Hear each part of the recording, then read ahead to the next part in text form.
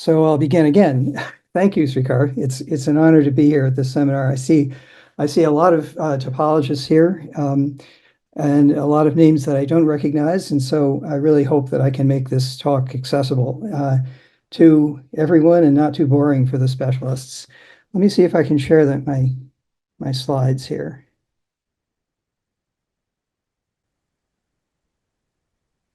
So I hope to talk about this thing called the Sullivan Conjecture, give a little bit of the history of it and the ideas that were in the air when I was working on it, other people were working on it.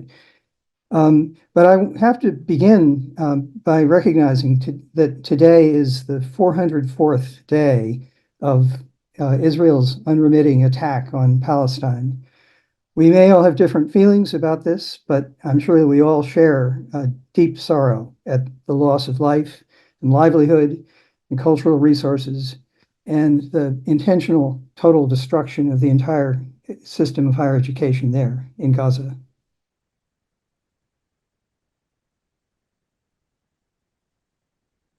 So to the mathematics. So what I want to do today is tell you something about what the Sullivan Conjecture says from some point of view.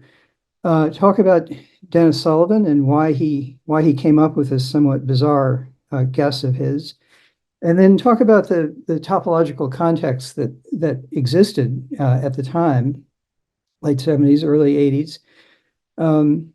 I'll try to say something about the proof, but this is not a technical talk, so that'll be pretty sketchy. Talk about Jean Land's work that transformed the significance of the Sullivan Conjecture, and then talk about some of its impact, especially to the theory of p-compact groups. So because this is really not a talk addressed at topologists or even mathematicians at large, there's going to be a lot of things I say that are probably inaccurate. Feel free to correct me in the chat if you want, but don't expect complete accuracy from this account. So what is the Sullivan Conjecture about?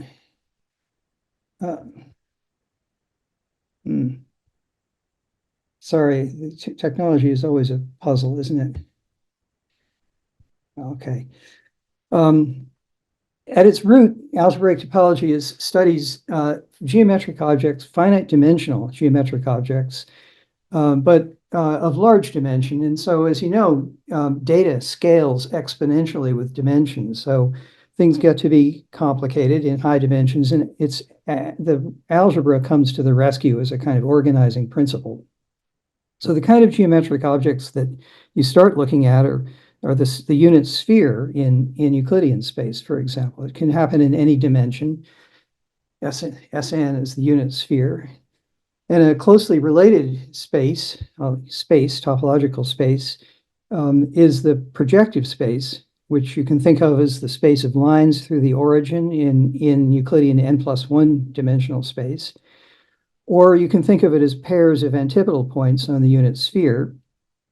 And a way to capture that is to think of the action of the group with two elements that sends a vector to its negative, the antipodal action on the sphere.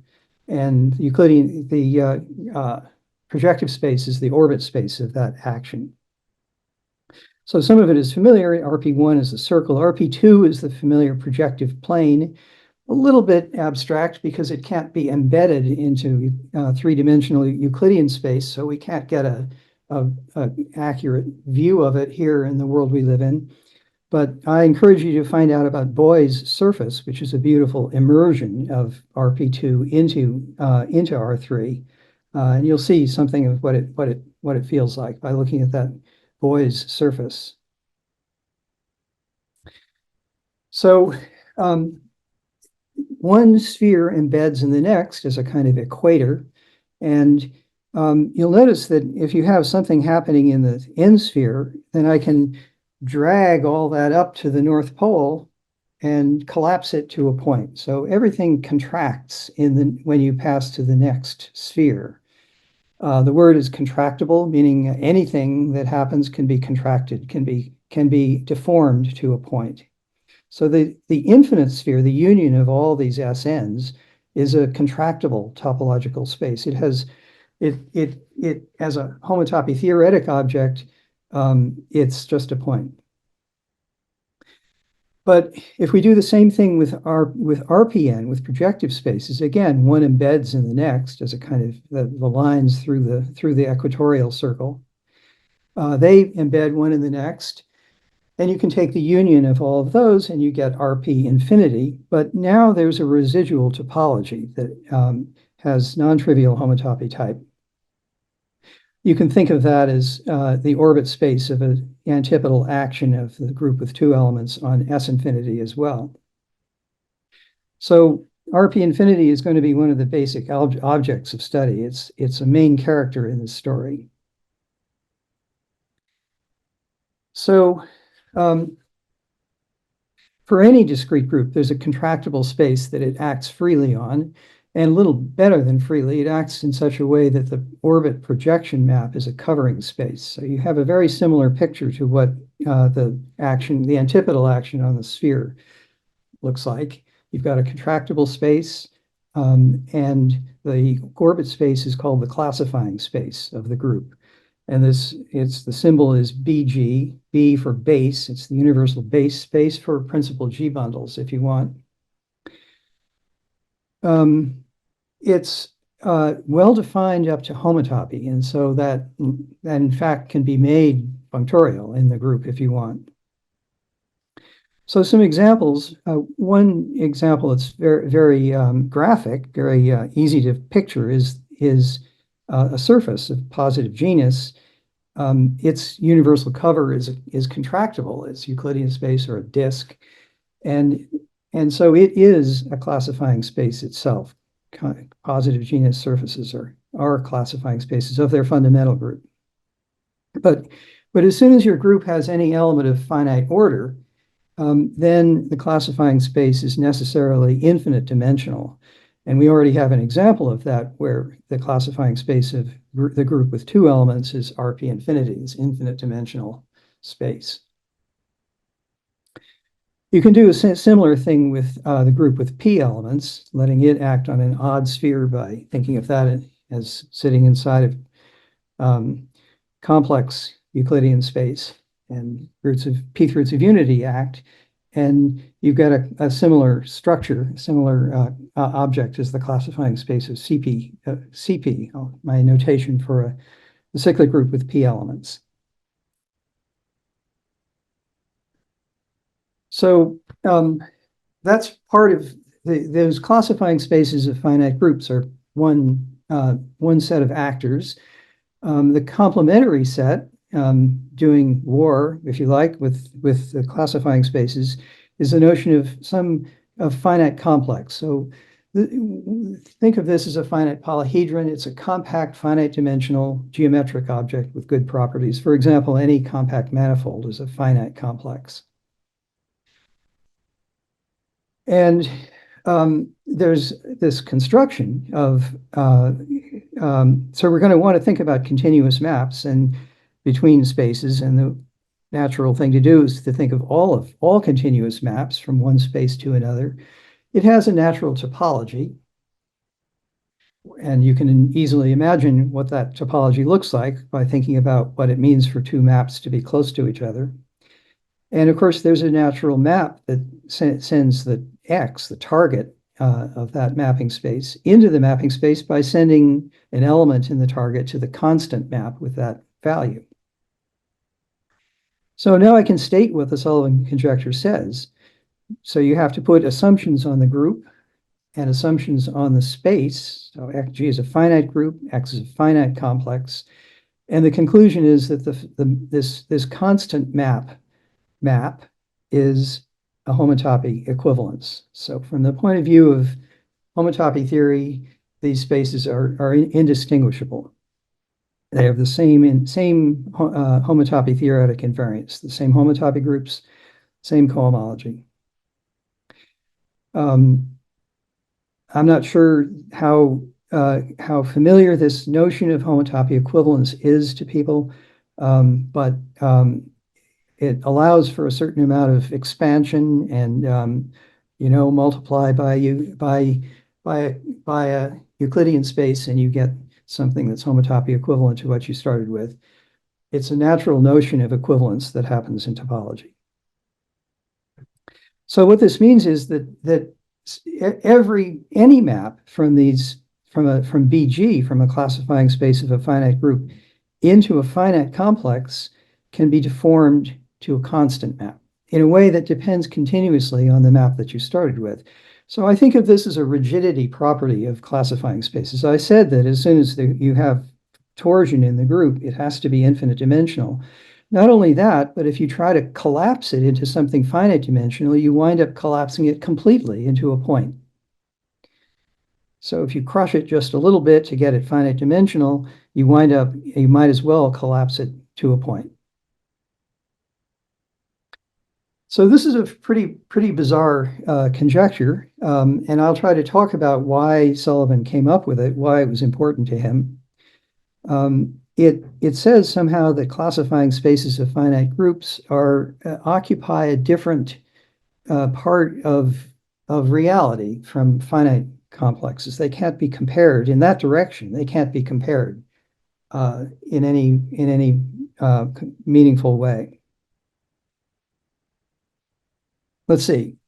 So I have to say, I'll talk about the history of this a little bit, but I have to say that it was a kind of isolated conjecture. I think it wasn't, and because it was just a conjecture and kind of strange, I don't think people thought too much about what consequences would ensue from its truth. It wasn't a central target of research in topology. But when it became a theorem, immediately some really interesting consequences came out of it. For example, back in the 50s, Serre developed these revolutionary techniques to say meaningful things about homotopy groups. But he couldn't quite prove this result. If you have a simply connected finite complex, so any loop can be contracted to a point on it, and you have a prime, you pick a prime, then either there are no elements or non-trivial elements of order P in its homotopy groups, or there are infinitely many. You can see whether there are any by looking at the homology of the group, which is a computable invariant. So this is a statement that if there's any homotopy at all, then there's actually an infinite amount of it of order P.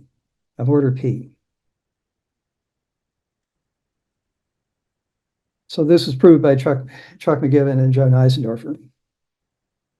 Another striking result proved by Bill Dwyer and Alex Zabrodsky is that suppose you have a finite group and a compact Lie group. Well, I hope compact Lie groups are a familiar kind of common ground for all of us.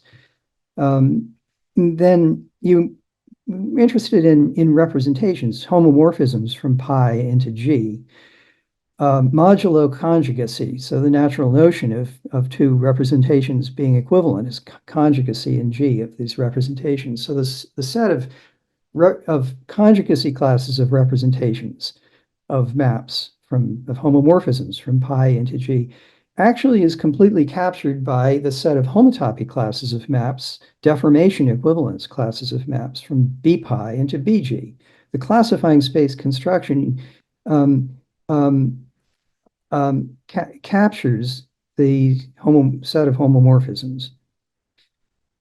This is something that's not true if you replace pi by something that's not a finite group, by a compact Lie group, for example.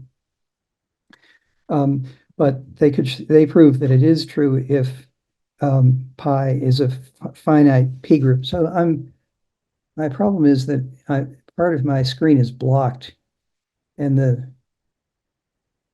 it's annoying. Anyway, if pi is a finite P group, then this is the case. And they proved a meaningful topological strengthening of that result as well. So of course you could think of this as classifying the set of principal G bundles over B pi over the classifying space of a finite P group. So, so Sullivan also proposed a generalization of this result, of this conjecture, generalization of a specialization of it, I guess I should say. And this has to do with actions of groups on spaces. So the action we had, the antipodal action of the C2, the group with two elements on the sphere, that was a free action. But most actions aren't free. And in fact, often it's the fixed point set of the action that you're interested in, the subspace of elements that are fixed by every element in the group. So the notation for that is X upper G, and you can think of that as the space of maps from the one-point space with the action, with G acting trivially. I mean, the only way it can act, it's fixed. Maps, equivariant maps from that into X. That's the same thing as the fixed point set. Those are the points in X that are fixed by every element of G. But we like free actions, and so maybe it's something to consider, something to contemplate, is replacing the point, which is as non-free as you can get, by this space, which is homotopy equivalent to a point, contractible space, e.g., but it has the property that G acts freely on it. So you can think about the space of G maps from EG into X. And this is a kind of homotopy-theoretic replacement for the fixed point set. It's a derived version of the fixed point construction. It's called the homotopy fixed point set. And because there is an equivariant map from EG to a point, so any actual fixed point produces a homotopy fixed point. There's a map from the fixed point set into the homotopy fixed point set. So you generally don't expect that map will capture, you don't know how much information about the fixed point set that will capture.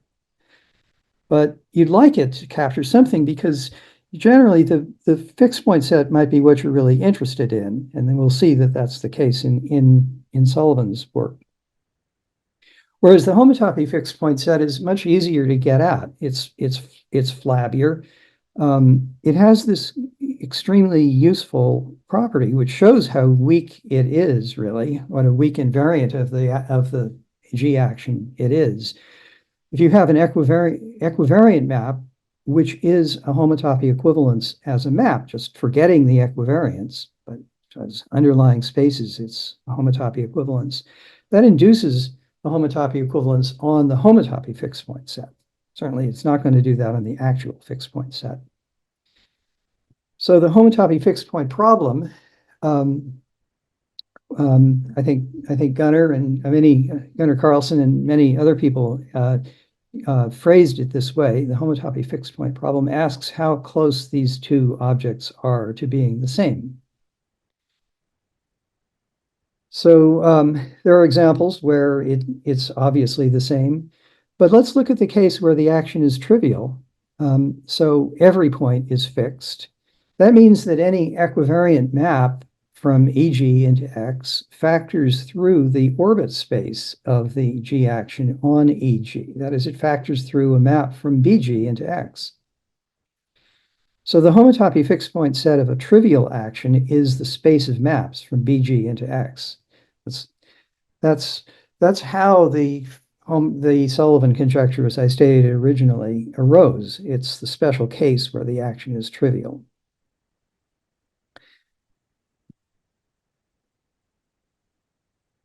So what can we say about the more general case where the action is non-trivial? Well, you can't ask too much. So, for example, if G is a finite group but not a P group, then Emmanuel and Alex showed that there's always a finite complex with a G action on it, where the fixed point set is is empty, but the homotopy fixed point set is not. So the empty set is it's hard to get anything meaningful if you start with the empty set. So you have to make some assumption on G. You have to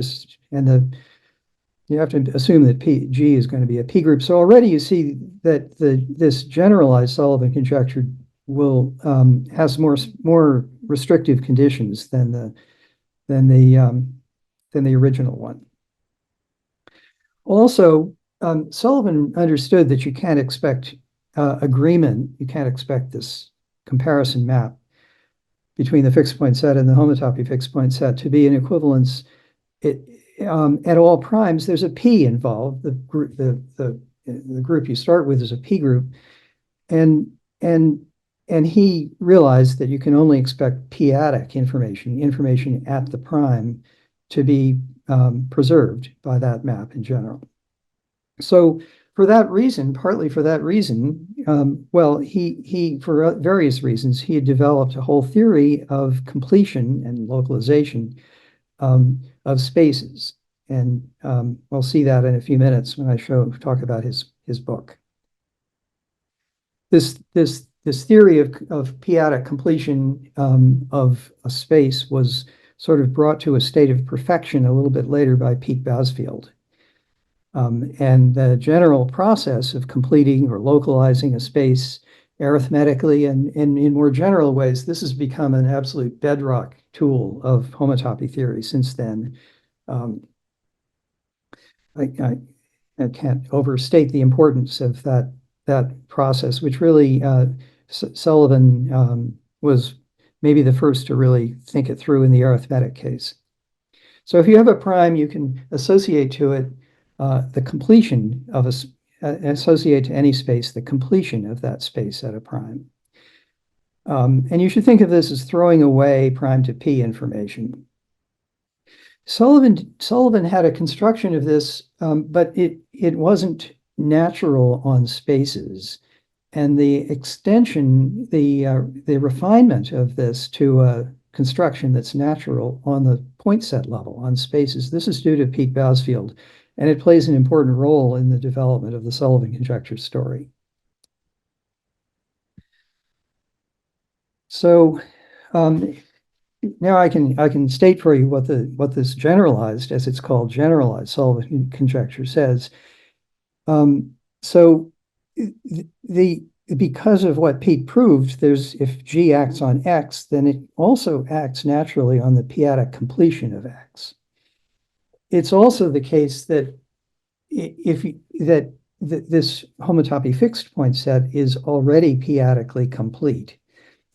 And so the natural map, the map from the fixed point set into the homotopy fixed point set, and then following that on into the homotopy fixed point set of the completion, that map factors, as I've shown here in this red diagram.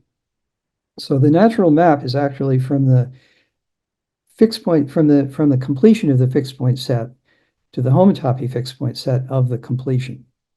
And that's the map that figures in the generalized Sullivan conjecture. So I haven't quite stated the complete hypotheses here. If G is a P group and X is a finite complex, then this map is a homotopy equivalence. That's the generalized Sullivan conjecture. So that was proved. That was eventually proved by Bill Dwyer, myself, and Joe Neisendorfer, and independently by Gunnar Carlson. So despite being called Sullivan conjectures, these things are both theorems now in the correct formulation.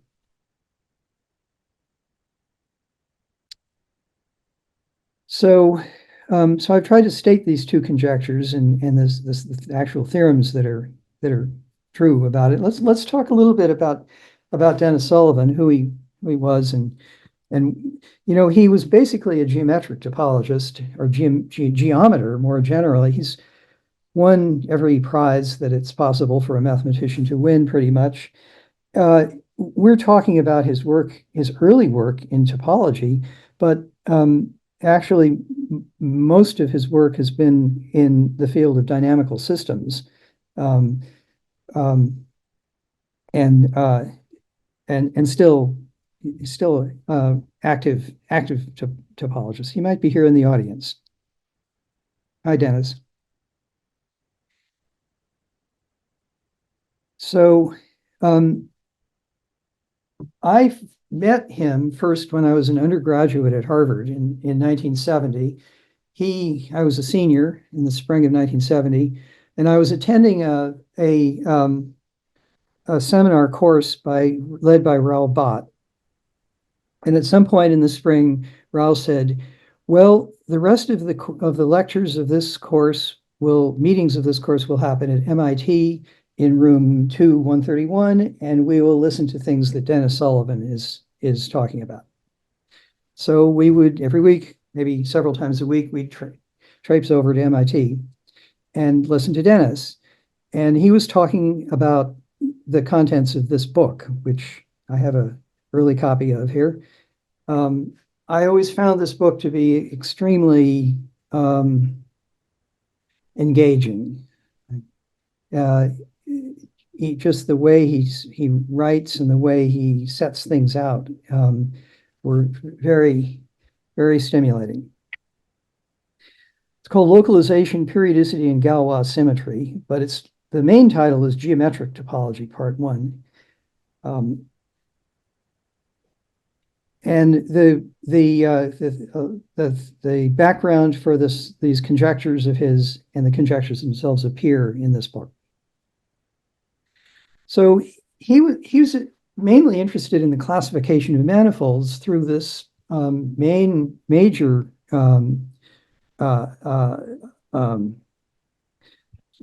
research program known as Surgery that was developed in the 60s. Many names attached to it. It was when I was a graduate student, it was still a major topic. Sullivan was in the second wave of this big development. So a lot of the geometric foundations had been set, and he had a more sophisticated and more homotopy-theoretic approach to the subject. So one way of viewing this is you want to construct manifolds, you want to classify manifolds. So you'll begin by taking something that's not necessarily a manifold. It's a finite complex, and it satisfies the basic homological property that manifolds satisfy. It satisfies Poincare duality. So if you have a manifold, if you have a finite complex, you can always embed it into some Euclidean space. And if it's a manifold, you have the notion of a tangent space, and orthogonal to the tangent vectors, you have normal vectors. And they vary from one point to the next. You have a normal vector bundle over the manifold. The vectors perpendicular to the manifold, to the tangent space of the manifold, have a vector space structure. It's naturally a vector bundle.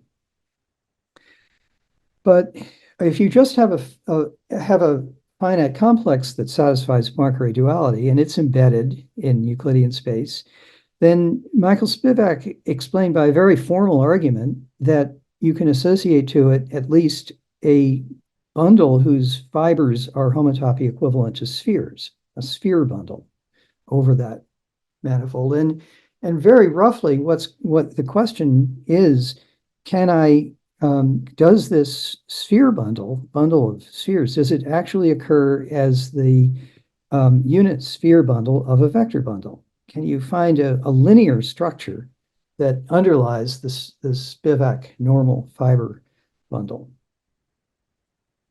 So this is an amazing advance, because you're just taking the kind of infinitesimal structure, the tangent structure or the normal structure of this space, and claiming that it's actually going to produce a global object, a manifold structure.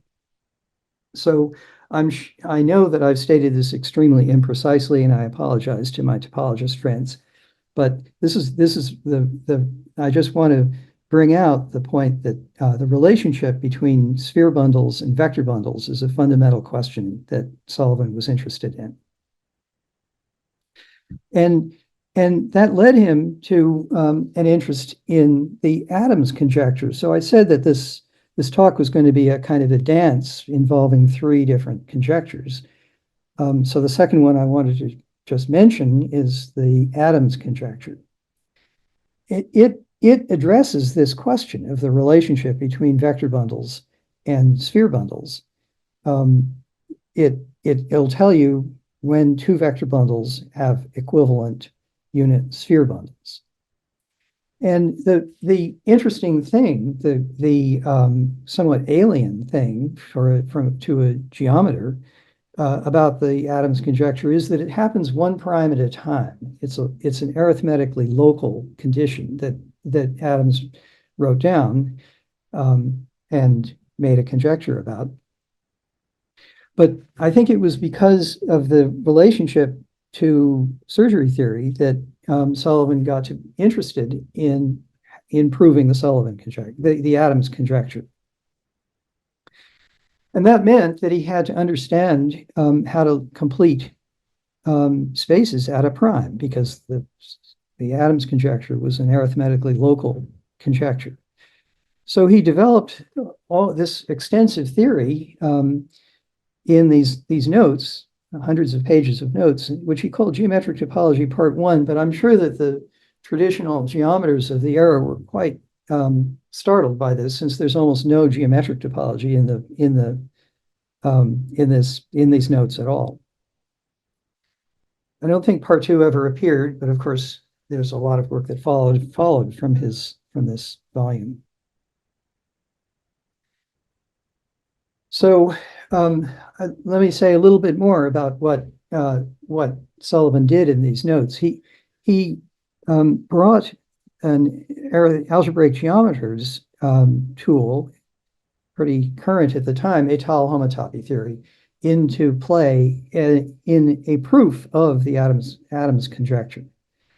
So this is a really amazing idea that you take a variety and you're interested in its complex points, and if the principle is that you can approximate the p-adic completion, the completion of a variety, by working in characteristic P, by working in a context where P equals 0.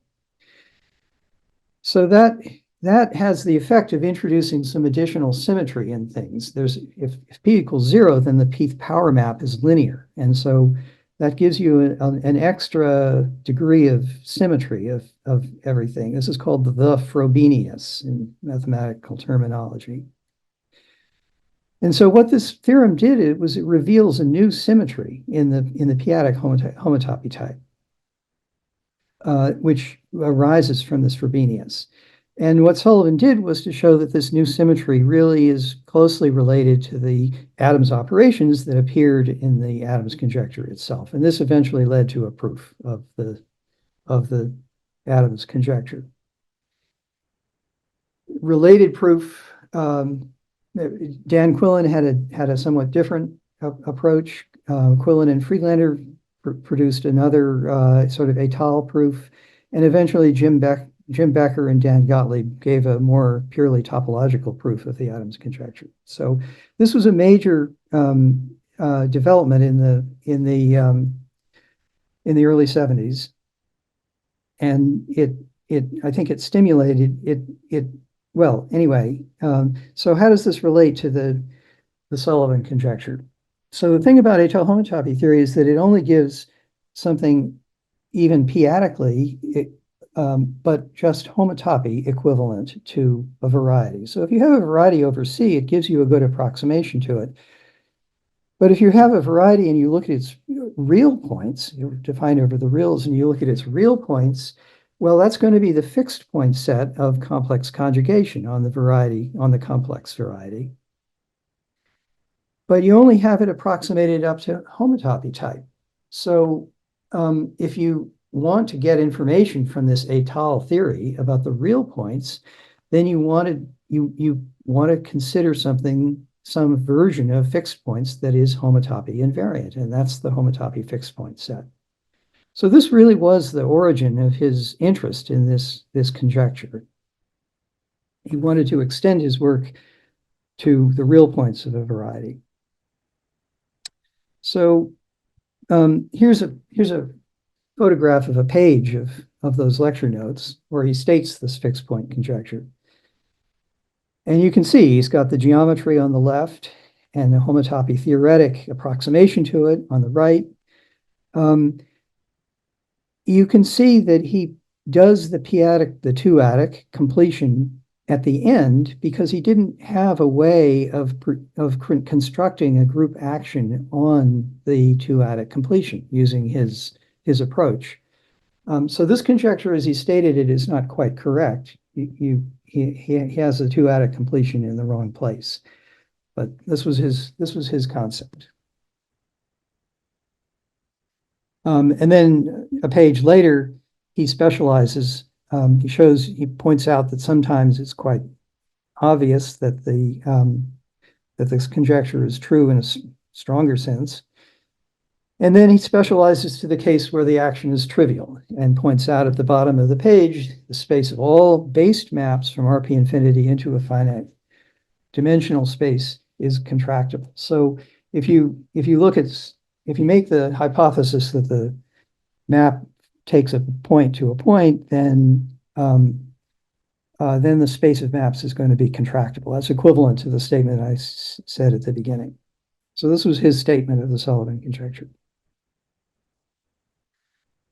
Well, let me say a bit about what the homotopy-theoretic context of the time was. So in that era, around late 70s, there was another conjecture in play that many people were focused on, known as the Siegel conjecture. So this was an analogous to the Sullivan conjecture in that it proposed to describe what maps from classifying spaces to finite complexes, or from classifying spaces to other classifying spaces, actually.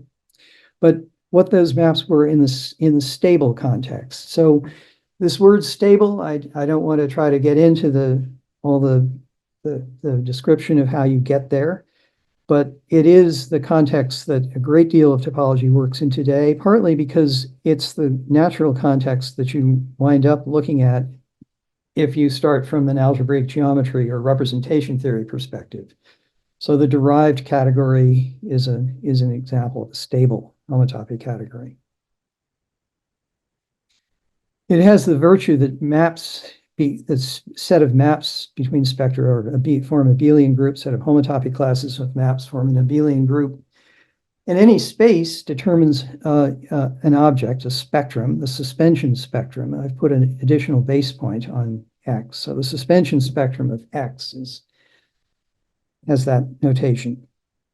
And what the Siegel conjecture asked was to completely describe the subcategory of spectra, the stable category, generated by classifying spaces of finite groups.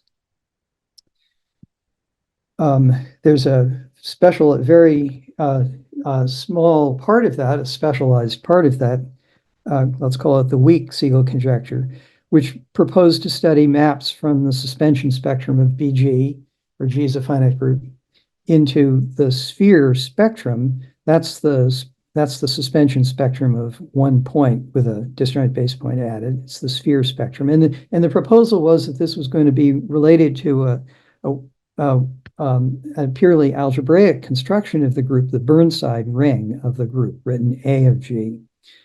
So this was an analog of a well-known theorem of Atiyah and Siegel about describing the topological K-theory of a classifying space. This is describing the co-homotopy of classifying space. The maps into the sphere spectrum is stable co-homotopy. And Siegel proposed that it would be given by a formula analogous to the Atiyah Siegel theorem for K-theory, namely a completion of a natural kind of completion of a naturally occurring invariant of the group, one involving an action of the group on finite sets rather than on vector spaces. So that's the Burnside ring. So this was the weak form of the Siegel conjecture. And this was many people were deeply involved in thinking about this conjecture. It seemed to be a way of getting insight into the stable category, which was, anyway, a lot of people contributed to this. So the logjam really broke in a work by W.H. Lynn, a student of Mark Mahowald's. Mark had made a conjecture for the specific case when the group had a group of two elements, and Lynn proved this. I remember around that time going to a talk by Lynn, and I was sitting with Graham Siegel at the time, and Lynn described his proof, which used the atom spectral sequence and the lambda algebra and many very computational tools. And as we walked out, Graham looked at me and said, "I must find a mathematical proof of that theorem." But really, most of the proofs that have followed this have followed along more or less the path laid down by Lynn. So Jeremy Gunnar-Wardena proved the mod P analog. Gunnar Carlson, his picture is here, had an amazing approach, which proved the weak form in the case the group was elementary abelian. And work that appeared in that, well, we'll come back to that, work that appeared in that paper played a big role in what came later. Doug extended this to any cyclic group. Then I collaborated with Jeremy and Frank Adams, and we gave a sort of localization proof in the case when you had any elementary abelian group. And then we were lucky because that's exactly the input that Gunnar Carlson needed to prove the general case. And that 1982 paper of Gunnar's was one of the first, was an early incursion of equivariant stable homotopy theory into development of equivariant stable homotopy theory and its use in proving meaningful theorems. So equivariant stable homotopy theory, of course, returned in the Hill-Hopkins-Ravenel proof of the Curvaire invariant problem much later, in another revolution in the way equivariant topology is used. So many other people were involved in developing this Siegel conjecture story. So in the spring of 1982, I was visiting Northwestern, an amazing center of algebraic topology at the time and still. And I was in my office and I was working with John Harper on a project for some reason, I was studying injective objects in the category of unstable modules over the Steenrod algebra. So we'll say a little bit more of that later. And I was drawing pictures of a few of them, and they look like this, more or less. And Northwestern was a wonderful place. The doors were always open. And that day, Mark came into my office and looked over my shoulder and said, "Why are you looking at Brown-Gittler spectra?" Well, I didn't know I was looking at Brown-Gittler spectra. But once he told me that, once he pointed that out, I realized, okay, the cohomology modules of these things I was looking at, the Brown-Gittler spectra, they're injective objects. And I knew that they had appeared in Gunnar's work on the weak Siegel conjecture, but his work hadn't focused on the unstable character of these objects, of these Brown-Gittler objects. And once that connection was made, it was clear that this would lead to a proof of this odd conjecture of Dennis Sullivan's that I was aware of, although I have to say, I do not remember Dennis. I don't remember that conjecture from the lectures of Dennis's that I was at MIT all those years ago. But it was around, and I thought, well, maybe it's worth spending some time trying to complete this this circle.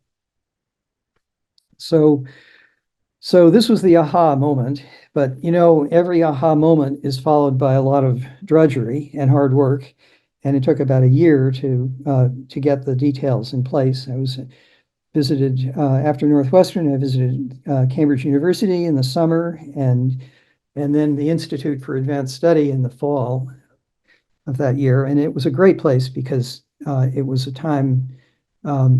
It was really a great time to focus on a project that you had going. Bob Thomason was around and it was helpful. And that spring, at some point, I gave a talk there, and there was some question about extending this to other groups. And a young guy came up to me and said, "Well, can't you do this?" And now this was a young Mike Hopkins. It's the first time I had met him. So that was the Institute for Advanced Study. So let me say just a word about Brown-Gittler spectra, because they played such a key role in the story. They were created in 1973, and actually by Ed Brown and Sam Gittler. And actually, Ed was visiting Princeton when I was a graduate student there and gave a course about them. So I was familiar with them, but I still didn't make the connection when I was doing that work with John Harper. Ralph constructed them at odd primes in his thesis under Ed Brown.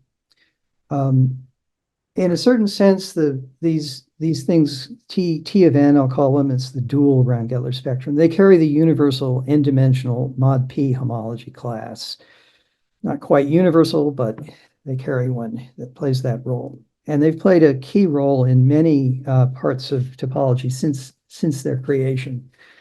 Mark Mahold used them to construct an amazing family of maps between spheres. Ed and Sam created them for use in a big program by Ed Brown and Frank Peterson to study immersions of manifolds in Euclidean space, addressing a conjecture that eventually Ralph Cohen proved. And of course, they played a role in Gunner's work on the Weak-Siegel conjecture and played a key role in the proof of the Sullivan conjecture. So there's current literature still on using properties of Brown-Gittler spectra today. So let me say something about the proof of this theorem.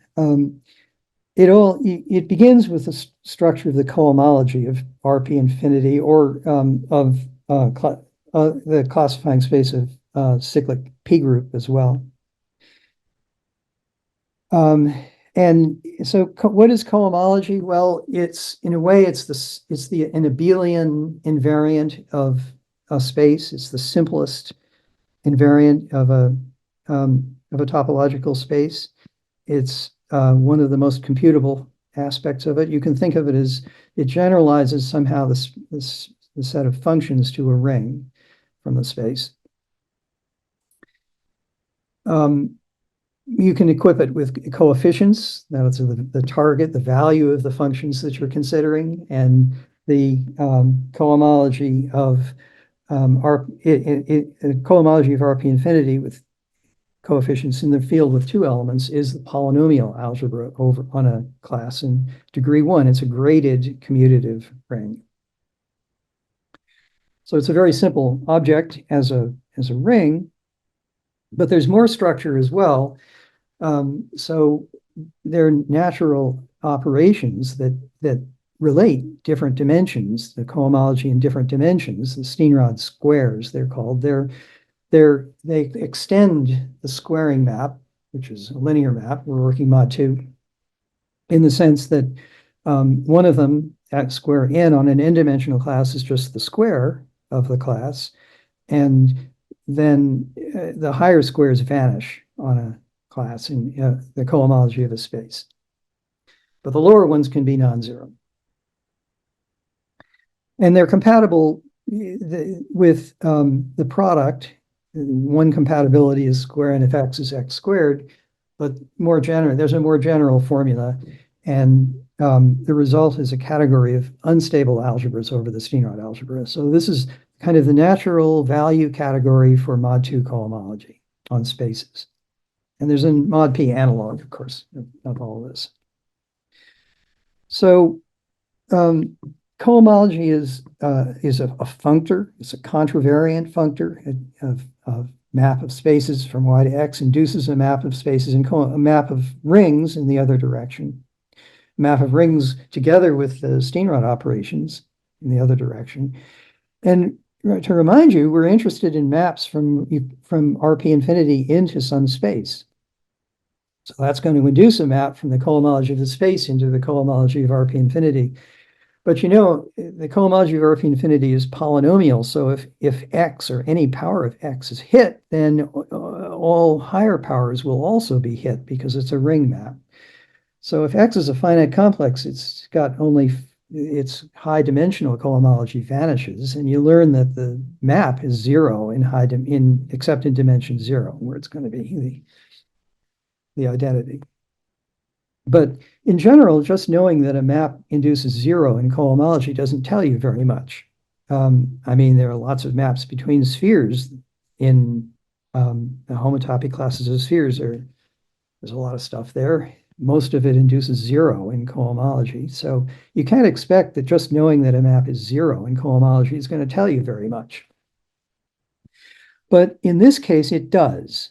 So, and that's because the cohomology of RP infinity has this special feature. It's an injective object in the category of algebras, unstable algebras over the Steenrod algebra. So what that means, I've written down what that means. If I have a map in this category, a map from say B into the cohomology of RP infinity, and I have a bigger object that includes B, then I can always extend that map to the bigger object. So it's a kind of divisibility property of the cohomology of RP infinity that is not obvious, and but this is a theorem. This was essentially in Gunner's paper. I pulled it out and extended it to odd primes, and Jean Lannes, in work that I'll describe in a minute, extended the scope of this a great deal. So this was the kind of starting point, that the cohomology of RP infinity is injective. So that fed into a big machine. I spent a year with this book. My first copy of it deteriorated completely, and I bought a new copy eventually. Bousfield and Kahn, Pete Bousfield and Dan Kahn, they called their book The Yellow Monster. And it was a really revolutionary book containing a great deal of information about localization and completion, and homotopy limits, colimits, and set up the foundations for the unstable atom spectral sequence that came into play in my work. So just to continue with a sketch of proof here, so one of the standard tools in topology is a spectral sequence. They can be very complicated, but one thing they do is they make things smaller. You get an approximation to something you're interested in, and then the spectral sequence tells you how much too big your approximation was. There's a process called killing that. So I set up a whole sequence of spectral sequences, beginning with something I could prove to be 0 using the injectivity of the cohomology. Oh, I see I have a typo here. Of course, RP infinity would be F2 here, so I should have said BCP. And the finiteness of the target together give 0 as the input for the first spectral sequence, and then there's a whole series of ones following that. But once you have 0, you've got 0 at the end. And so that gave the contractibility of the space of pointed maps from BCP into X. That's my summary of the proof. So, so now I want to talk a little bit about how this work evolved, what came out of it. The fact that it's injective as an algebra actually is due to Jean Land. Here's Jean, a picture of Jean with Jean-Pierre Serre at some kind of award ceremony that they both received an award at the same time. Land said we should think about what happens when X is not a finite complex. What if it's not? What if you have non-trivial maps in cohomology? X is an infinite complex, like maybe the classifying space of some group. What can we say about the space of maps in that case? Or actually, what can we say about the cohomology of the space of maps? And he proved, subject to some hypotheses, mild hypotheses, that the cohomology of the mapping space depends only on the cohomology of the space of the target space. This is extremely unusual and surprising, and it's a kind of a vast expansion of the fact that the cohomology of RP infinity is injective. And in particular, it says that the cohomology of a space determines the set of homotopy classes of maps from RP infinity into it. Of course, there's an odd primary analog of this as well. So there's this T-functor technology is what it's called. So that's an extremely powerful and useful thing. And the main principal application of it is to the development of the theory of p-compact groups. So I want to end by saying some words about this development. So this question of this is a question that goes back to Hilbert in some sense.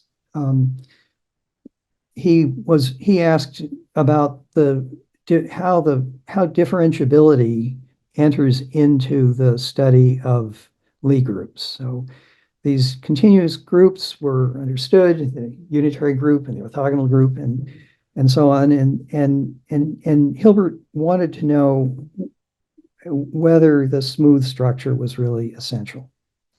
So a lot of work was done about this. One theorem by von Neumann it says if you have a topological group on a finite, he didn't say it quite like this, but what he proved was that if a topological group is also a finite complex, then there's a unique smooth structure and you have a Lie group. So you don't need to talk about the manifold structure at all. It's a consequence of the group structure and a finite complex structure. The fact that it is a finite complex. So that's what you can say. A Lie group is a topological group that's homeomorphic to a finite complex. So a lot of interest in there was a lot of interest in extending that. What do we really need? Suppose I just have a multiplication that's not strictly associative, but only up to homotopy. Or even just a multiplication without a associative condition. But you keep a finite complex assumption. So you've got a finite complex with a pairing on it. And a great deal of work from the 1950s, 60s, 70s by many different people went into developed very beautiful, intricate topology to study these H spaces, finite H spaces. And eventually it became clear that this was a really interesting subject, but that these objects didn't really, the classification of them seemed out of reach, and there were many examples that didn't resemble Lie groups at all. So the whole theory didn't seem to resemble the theory of Lie groups in any reasonable way.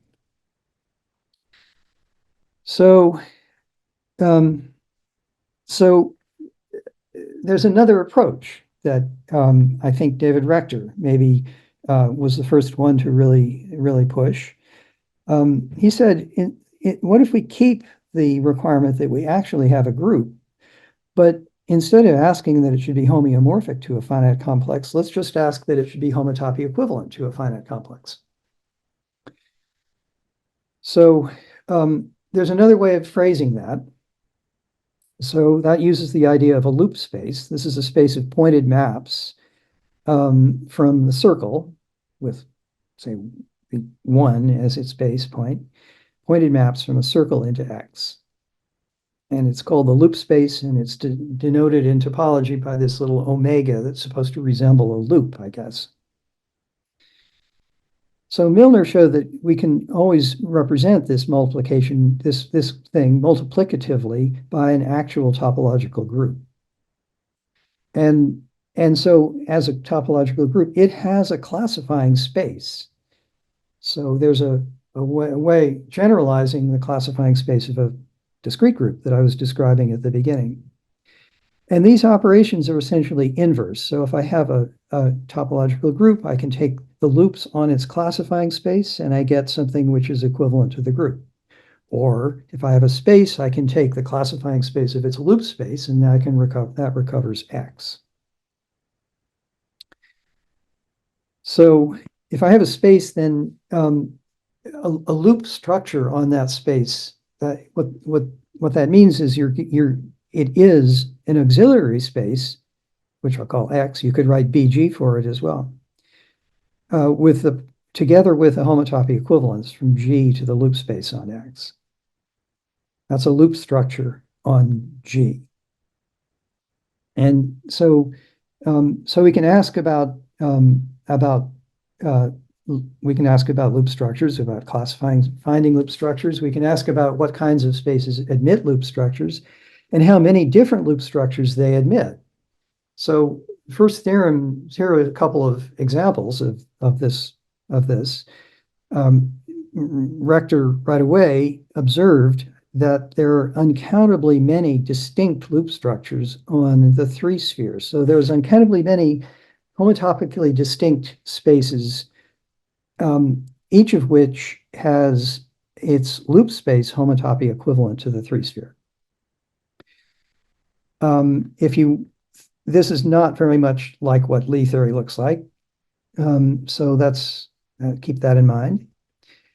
Dennis, in those same notes, showed that if for any divisor, if you have a prime P and any divisor of P minus 1, then the odd sphere, yes, completed at P, admits a loop structure. So Dennis pointed out that if your work p-adically complete in a p-adically completed way, there are things that resemble Lie groups that aren't Lie groups. I mean, the only spheres that are Lie groups are S0, S1, S3, but here, if you're p-adically complete, there are a lot more things that are loop spaces. So they're somewhat like Lie groups.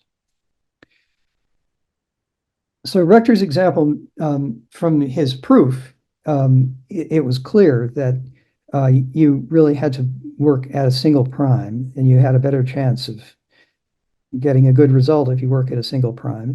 And Dennis's result showed that if you do that, there's some interesting new stuff to look for there. So I just want to explain how the Sullivan conjecture was used in studying loop structures. So here's a theorem from Bill and Clarence and me. We show that for any prime, if you do this, if you take the three sphere, this is Rector's example, and complete it at a prime, then there's a unique loop structure. I say homotopy group structure, right? It's a loop structure on that, on S3 completed at a prime. So, how are we going to get it? So we're going to find a classifying space, X, for the p-completed three sphere. So it's easy to see what the cohomology of X has to be. It has to be the same. This cohomology has to be the same as BSU2. That's the classifying space of the standard Lie group structure on a three sphere. That is a polynomial algebra on a single four-dimensional class. And that cohomology is captured by restricting to a subgroup of elements of order P in SU2.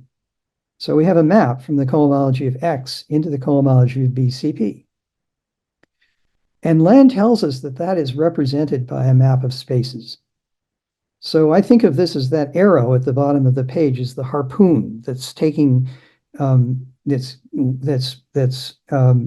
capturing the whale X, and it's going to reel it into this known object, the little whaling vessel BCP. It's the first time we had a way of associating something we knew to this X object.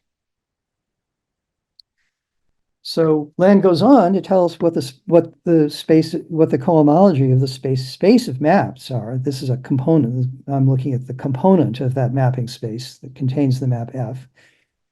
And knowing that cohomology turns out to be enough to tell you what the homotopy type is, because the cohomology is that of SBS1, and there's only one space with that cohomology. So we learn what that mapping space is.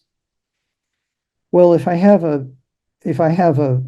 mapping space, I can take a point in the source and evaluate at that point. So I get a map from BS1 P completed into X. That's like a maximal torus in X. And then some fussing around, thinking about the Weil group really, lets you extend that to a map from BSU2 P completed into X. And then checking cohomology, you find that's a homotopy equivalence. So this is what works at the prime 2. The equivariance it doesn't quite work out that way. You have a more complicated diagram to consider. And that approximation of BSU2 was sort of sitting out in its own for a few decades, but was just picked up again by Eva Belmont and Natalia Castellana and Catherine Lesch recently. Okay, so that's the basic idea of how the Sullivan conjecture and Land's extension of it has been used to understand p-compact, to understand loop spaces, and this was captured eventually in the notion of a p-compact group. So I just want to remind you of what the Lie package is, how the theory of Lie groups works out. And it winds up with a essentially complete classification of compact Lie groups up to covering spaces. It goes by finding a maximal torus, unique up to conjugacy. There's a group of symmetries of that, the Weil group. And then you set about classifying possible Weil groups. There's subgroups of GLN of Z. And there's a splitting theorem. So simply connected compact Lie groups split into a product of almost simple, meaning that they have a finite dimensional finite center. So that Lie package it inspired Frank Adams and Clarence Wilkerson to create an analogous classification theory, an analogous structure theory for a large class of algebras over the Steenrod algebra, unstable algebras over the Steenrod algebra, including polynomial algebras, finitely generated polynomial algebras. And now this Weil group manifests as a subgroup of a general linear group over FP. And so Bill and Clarence and I combined the work of Adams and Wilkerson to give lots of information about spaces whose cohomology is polynomial, and thereby lots of information about finite loop spaces as well. But the real advance happened in the definition by Bill and Clarence of a p-compact group. So a p-compact group is really defined in terms of its classifying space, which is a connected p-complete space whose loop space looks finite from the perspective of mod p homology. So one example is the p-completion of BG, of any connected Lie group, any connected compact Lie group. Another example is this classifying spaces of the Sullivan spheres. And in fact, any space with any connected p-complete space with polynomial cohomology gives you an example. And this comes close to a question that Steenrod was asking back in the 1960s to try to classify these. And there was a lot of work constructing kind of exotic-looking examples of polynomial algebras over the Steenrod algebra. And I think this was this circle of ideas was completed eventually to see which ones were the cohomology of spaces by Dietrich Nussbaum, and then actually over the integers by Caspar Andersen and Jesper Grodal. So just a quick summary of this, what happened for p-compact groups.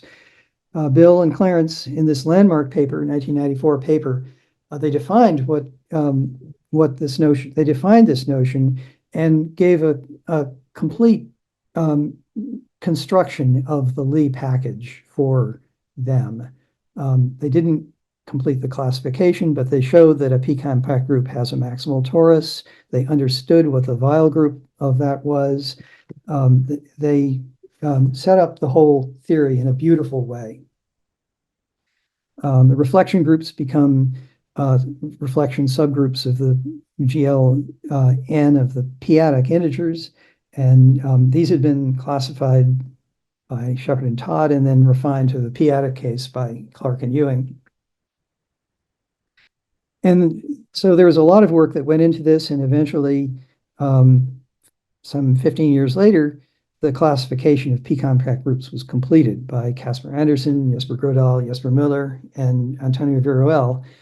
And it comes out to be very similar, very analogous to the classification of compact Lie groups, in the sense that there's a lot we don't know, just as there's a lot we don't know about compact Lie groups. We can't say too much in general about homomorphisms between compact Lie groups, but we do understand automorphism groups, and we understand the classification pretty well, up to finite covers. So here's Clarence, and here's Jean and me and Bill Dwyer and Jesper Grodal. This was at an induction ceremony when Bill was being given an honorary degree at the Warsaw University. I just want to end with one comment about what's new in this world of p-compact groups. There's a unique, simple two-compact group that's not the completion of a Lie group. And so it's exotic. And I like to call it DW3. It's rank 3. It's due to Dwyer and Wilkerson, so this is imitating the naming conventions for the classification of finite simple groups. And you should think of it as the fourth entry in a list, in a set of analogous groups, beginning with the group with 2 elements, rank 0, and then SO3, G2, the exceptional compact Lie group G2, and DW3. So they're analogous in the sense that their mod 2 cohomologies are all Dixon invariants. They're the invariants of a polynomial algebra under the full general linear group action. So that's G2 is the invariance of a rank 3 polynomial algebra under GL3. And as a cohomologically, as a group, the DW3 group has dimension 45. It's a really interesting creature. It's closely related to fusion system that appeared in the classification of finite simple groups by Ron Solomon, studied by Dave Benson. So I'm just advertising this as a kind of interesting aspect of homotopy theory and its connection with compact Lie groups and finite groups as well. So from this perspective, a Lie group is a kind of coincidence that happens when there's p-compact groups for all primes that match up in some way. And if you fix attention on a single prime, there are new things that don't have prime to p partners, and so you don't get a Lie group. But for many purposes, you get something that's just as interesting. So thank you very much. I hope that this gave some idea of how the Sullivan conjecture played out. Thank you very much, Professor Miller. I'd like to open the floor for questions, and I'll also read any questions from the chat.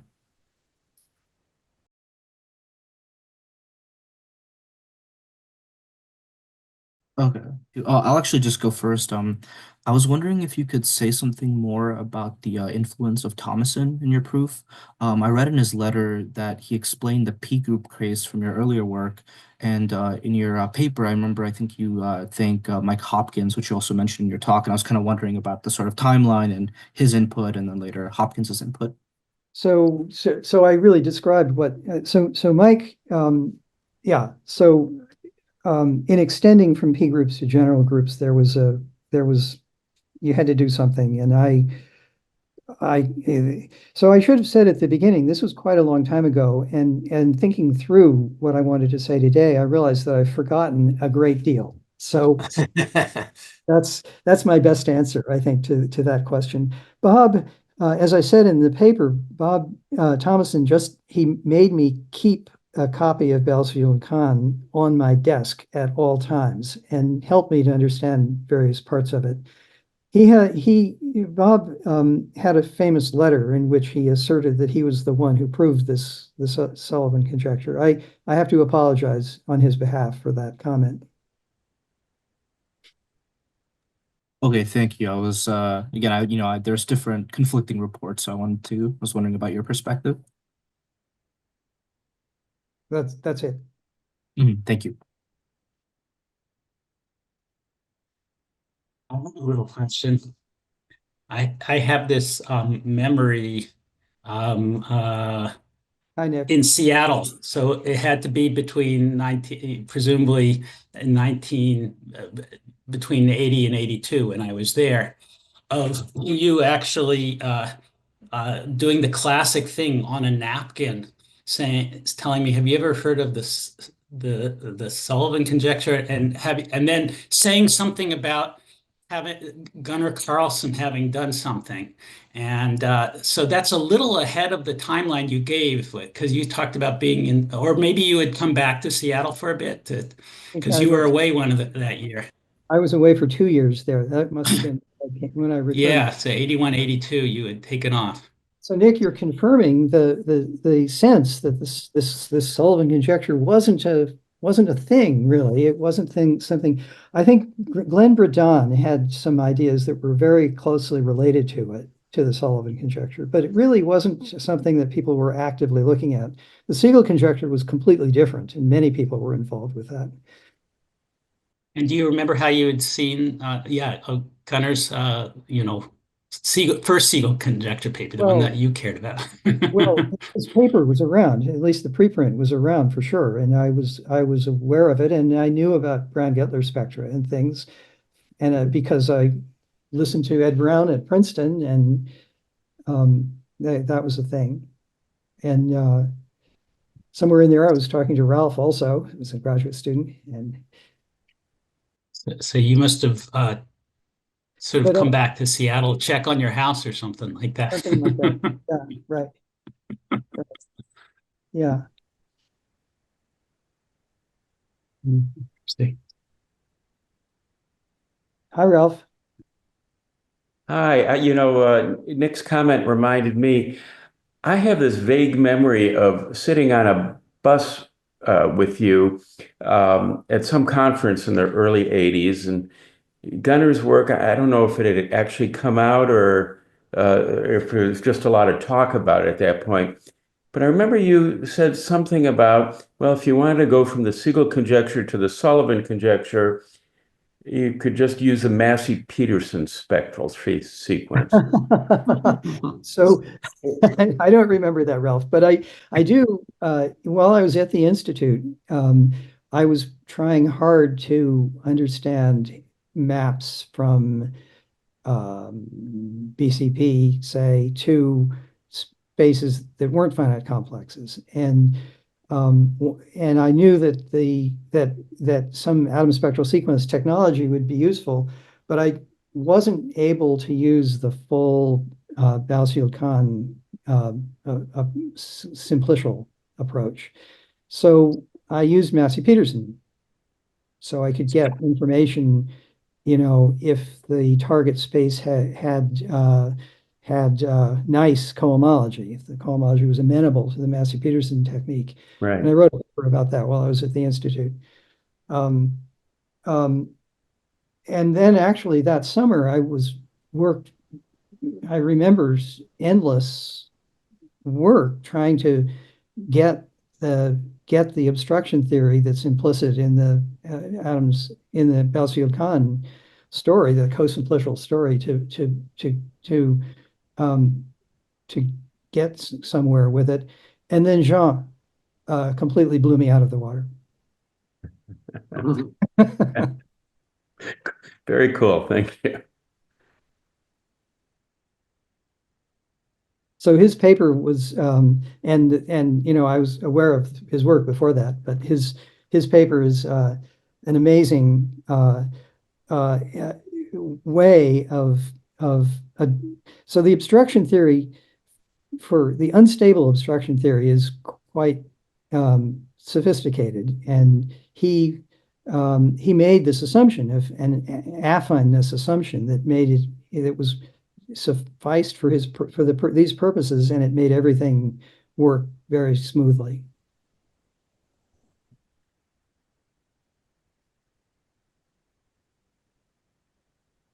Great, thanks. It's fun to have these old memories, isn't it, Ralph? And John, you were there at the Institute as well that year, I think.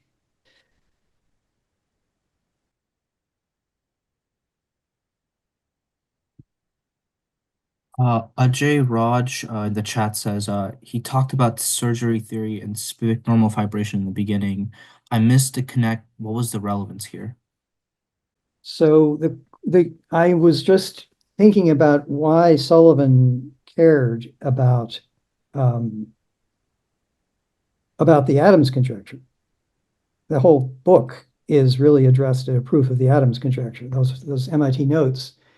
And I think the answer is that it was because of this desire to connect, to see when a spherical vibration arises from a vector bundle. And in a certain stable context, that's what the Adams conjecture deals with. Can I ask another question? Yeah. Hi, Joseph. So this notion of P compact group, the compactness was just like a finiteness condition on the underlying homotopy type of the group, right? It's a finiteness condition on the mod P homology of the group. Okay, so my question is so just not mod P, but just for an ordinary loop space, are there, like, you might analogously define a compact group to be a loop space with finite rank homology or something like that. My question is, are there exotic examples? Is such a space really always homotopy equivalent to a Lie group, or are there some other funny things? So, I'm going to ask Jesper Grodal to answer that, who's just here on my screen, and I'm sure he can give a better answer than I can.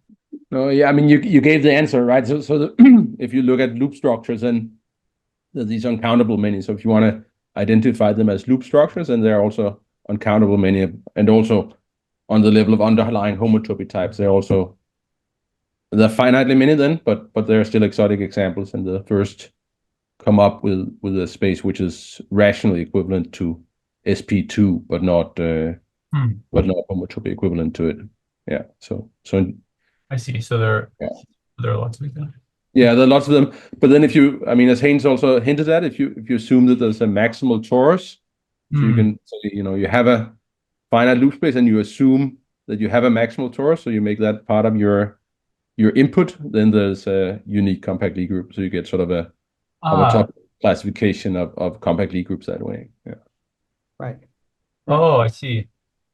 And so was there a similar thing for the p-compact group? Was there some condition like that about the maximal torus, or? No, There's- there you always have a maximal torus, and it's unique up it's to some degree. Yeah, it's a beautiful thing. You see, it's an application of the Sullivan conjecture ideas. You spear this unknown thing by, first of all, a map from an elementary abelian group, and then you use centralizer techniques to produce a actual maximal torus. Actually, they have an elaborate inductive, dimension-wise inductive proof of the existence of a maximal torus. But that's a fundamental building block for this theory, maximal torus. And moreover, it's almost self-centralizing. You've got you produce something like the Weil group, which is now a p-adic reflection group, and that plays into the classification, which doesn't require more than that at an odd prime. But as Jesper discovered, I guess we need some more root data kind of information at the prime too. It's quite elaborate. That classification paper of Jesper's and his colleagues, the major part of it is actually about Lie groups, about understanding the structure of finite subgroups of various kinds of Lie groups and their obstruction theory associated with it.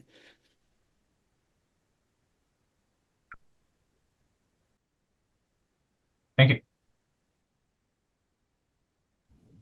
It's also, if I can remark, it's also funny that these root data like exist also at the prime p, and we still don't have any sort of real algebraic object which is classified by root data at the, there could be some purely algebraic object which was classified by these p-adic root data, and there's only like a homotopy-theoretic object which are classified by them. So could be like an algebra, like algebraic groups which were classified by root data over the p-adic integers, but all the things which occur in algebra are classified by root data over the integers, even like p-adic groups and things like that. So that's a challenge. Yeah.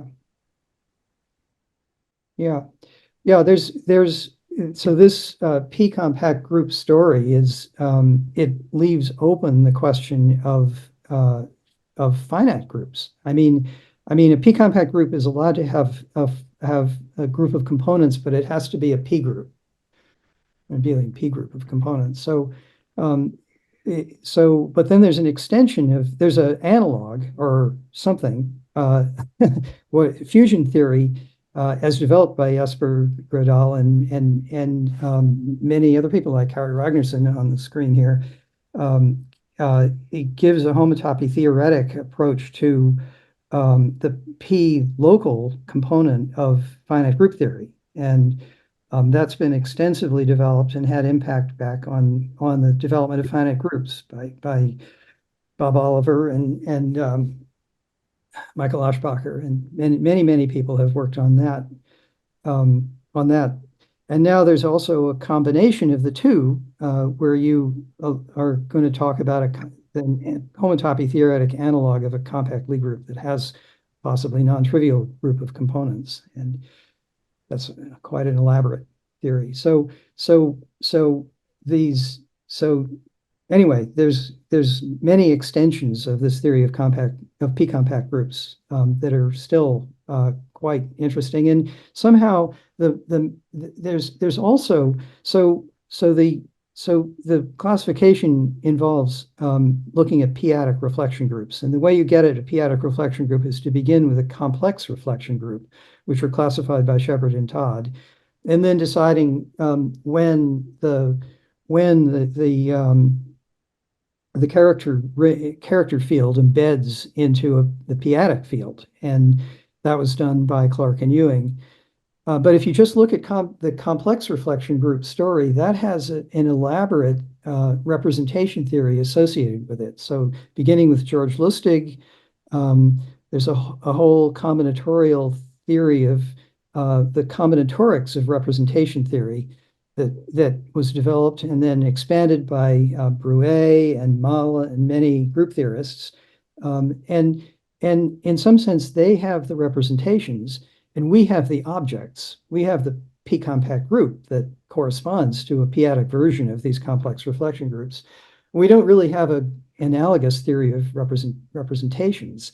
And I've always felt that there's a marriage that's waiting to be made there. This is a dream from 30 or 40 years ago that probably is just a hallucination, as they say today. But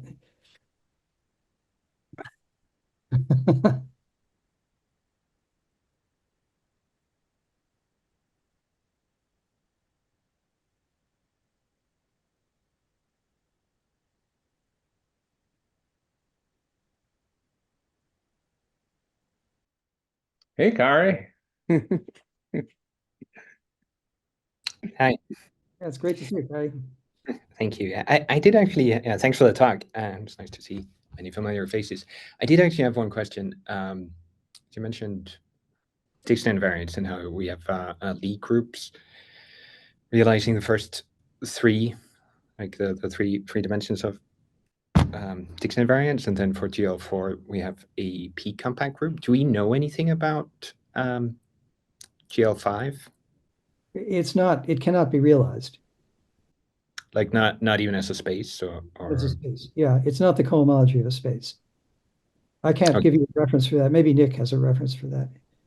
But or Did yes, somebody give a P-theoretic proof somehow?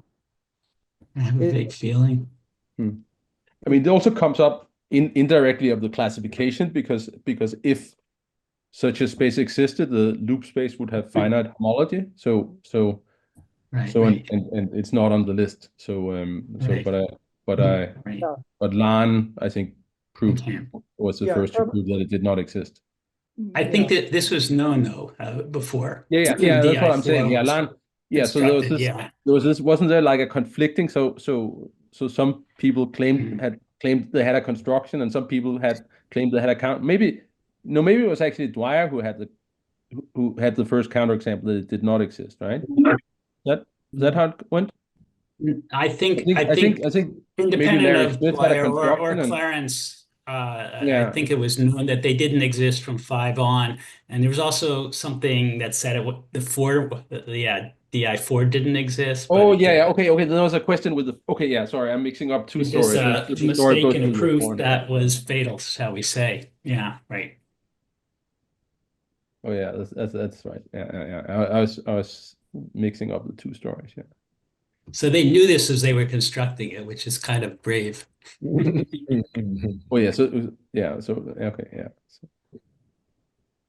Yeah. They knew that other people had claimed that it did not. I mean, so that was hilarious. Yeah. it's an amazing construction. It uses spin 7 and triality and lots Yeah, of I assume Clarence had a lot of this Lie group stuff in his head for years, ready to use it or something. Yeah. Yeah. No. Yeah, it's strange that it changes, right? I mean, so there's so different, like also the difference between spaces with polynomial cohomology and these and P compact groups or compact Lie groups. There's a difference, but the difference is so slight, right? It's just a question of these very small primes. So yeah, well, torsion in the group. Yeah. By the way, I'm happy to see you mentioned the TNs and snatch the letter TN back for these dual Brown-Gittler spectra. So I'm waiting to write the paper on the TN localization of the TNs. But anyway. Yeah. I'm sorry about that. No, they're really underutilized. They're underutilized finite spectra, I think. Yeah. They're absolutely fascinating, and the way they play into the immersion conjecture story is still there's still things to understand there. Did Mark Mahold have an unfair advantage because he viewed these upside down when he walked into your office? Maybe.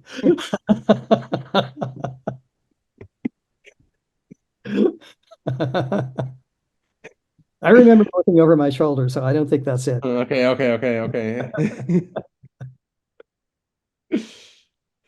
right, so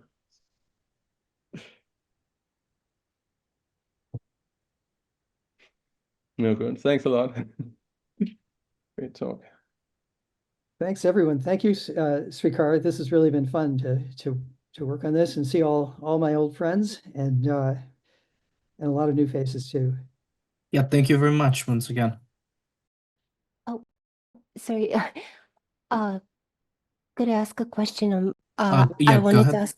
Sorry, I know it's ending, but have there been any examples of like candidate spaces or partial constructions at odd primes that hint at there existing kind of simple p-contact groups without like a Lie group analog? And what are the primary challenges in verifying or completing such constructions? Um,